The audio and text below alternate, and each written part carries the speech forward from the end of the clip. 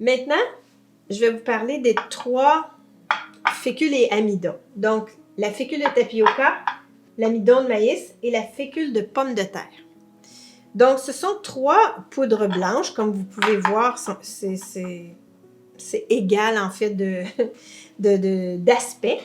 Et ces 3 aliments-là vont bonifier le mélange sans gluten.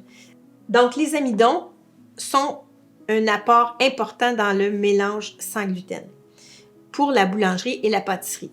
C'est important parce que ça aide à donner ce qu'il faut au mélange de farine pour aller chercher les mêmes propriétés que la farine de blé. On prend la fécule de tapioca pour commencer. C'est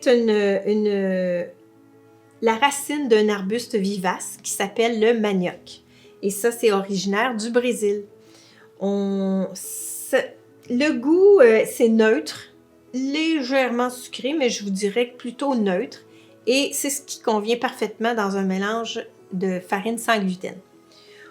On va apporter cet aliment-là pour la qualité de la structure du produit, la souplesse, la légèreté et puis le côté moelleux qu'on veut avoir, soit dans un pain, soit dans une pâtisserie.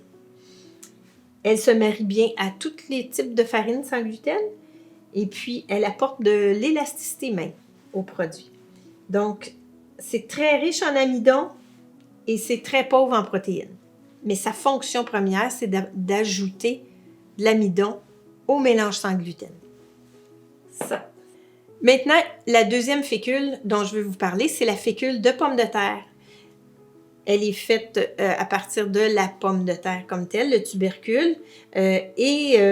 Sa texture est poudreuse. C'est carrément de la poudre. Et puis, elle est lourde, par exemple. Donc, on a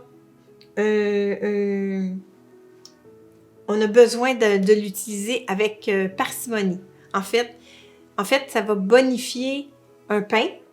Ça va apporter un taux d'humidité au pain, mais ça peut aussi apporter une lourdeur. Donc, c'est pour ça qu'il faut bien doser l'apport de fécule de pomme de terre dans un produit.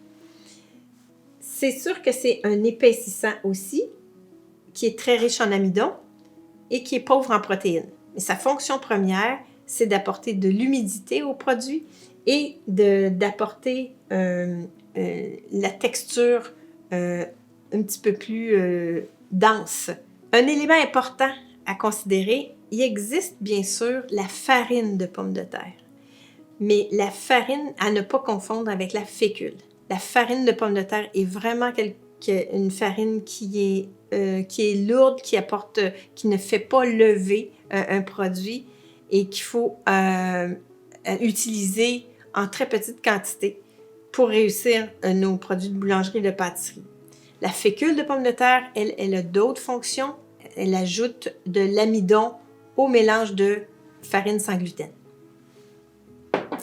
Maintenant, il y a l'amidon de maïs. L'amidon de maïs, qu'on peut appeler aussi maséina, et c'est produit à partir du grain de maïs.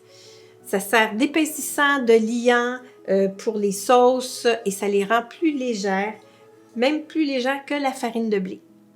Donc, c'est un autre amidon qu'on peut apporter à la composition d'un mélange sans gluten, de farine sans gluten. Et l'amidon de maïs fait dorer plus rapidement les produits, tout comme la farine de maïs. Et c'est un des éléments qu'on peut utiliser dans un mélange de farine sans gluten.